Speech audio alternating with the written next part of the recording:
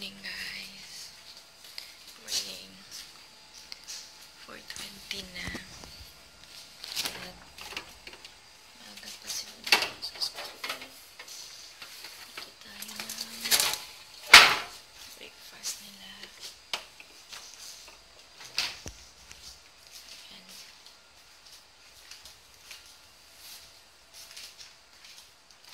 Dito lang ako ng meatballs.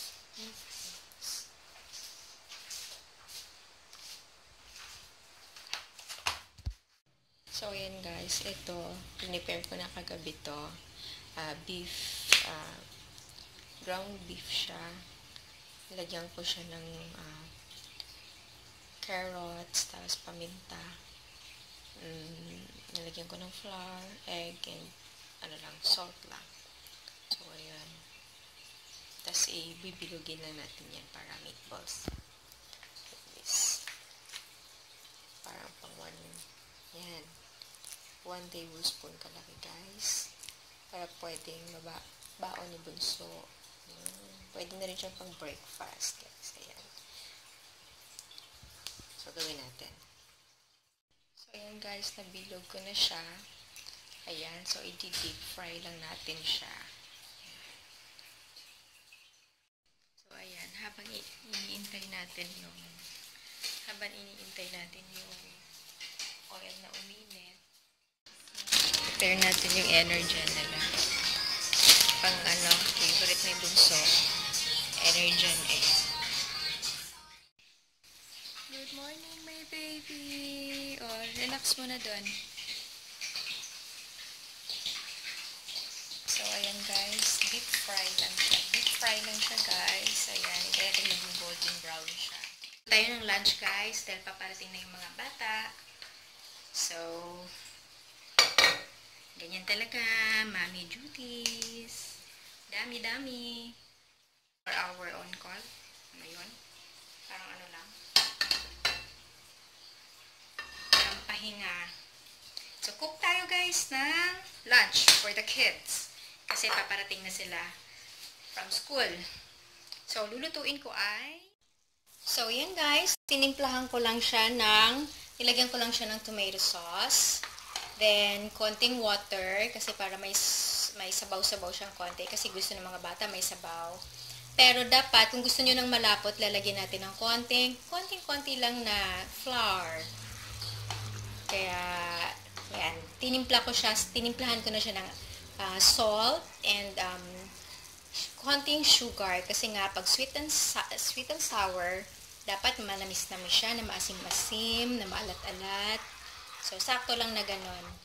Yan. Dapat mag-complement lahat ng lasa. So, yan.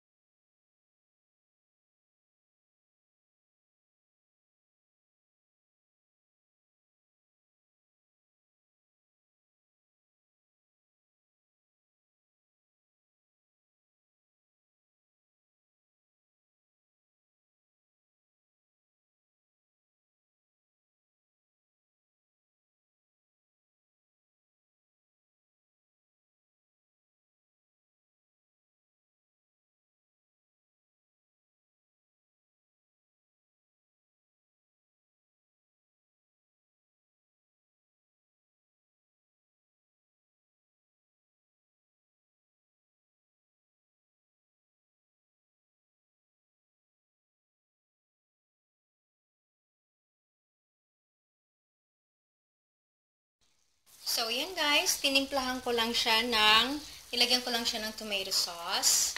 Then, konting water, kasi para may sabaw-sabaw siyang konti. Kasi gusto ng mga bata may sabaw. Pero dapat, kung gusto nyo ng malapot, lalagyan natin ng konting-konti lang na flour. Kaya, yan, tinimplahan ko na siya ng salt and konting sugar. Kasi nga, pag sweet and sour, dapat manamis-namis siya, na maasim-masim, na maalat-alat. So, sakto lang na ganun. Yan. Dapat mag-complement lahat ng lasa. So, yan. So, ayan guys. Ganun lang kasimple. After 1 minute, luto na yon. And, ayan. Ready to eat na siya. And, mag-iintay na lang ako sa pagdating ng mga bata. Ganun talaga ang mami. So, ayan. Tapos yun pala guys, pagka sisimmer mo na siya, 1 minute, kailangan, siguro, tansyahin niya lang, i-off mo na yung fire, para sa kalahati nun, off na yung fire, kasi yung init na lang nun ang magsisimmer dun sa luto natin, para sa sa meatballs natin, para hindi siya, hindi maubos yung sauce niya. Kasi so, ayan guys, ganun lang kasimple. After 1 minute, luto na yon. And, ayan, ready to eat na siya. And, mag-iintay na lang ako sa pagdating ng mga bata. Ganun talaga ang mami. So, ayan.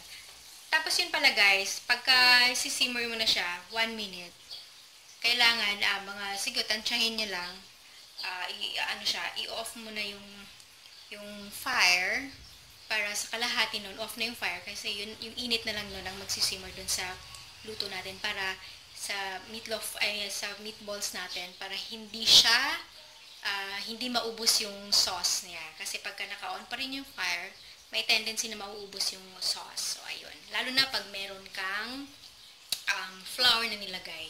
So, dito sa ating niluto ngayon, walang flour, kasi ayaw ng mga bata ng sticky. So, there you go. Pi-plating na lang natin ito mamaya. So, yan guys. Magpi-plating na tayo. Plating daw. Hindi, ano na natin. Prepare na natin para dun sa parating ng mga estudyante. So, ayun. Gusto nila kasi guys na may masabaw-sabaw. Sinasabaw nila kasi yan sa rice nila. There you go. Yeah. So, ayan guys. Done na ang ating sweet and sour meatballs.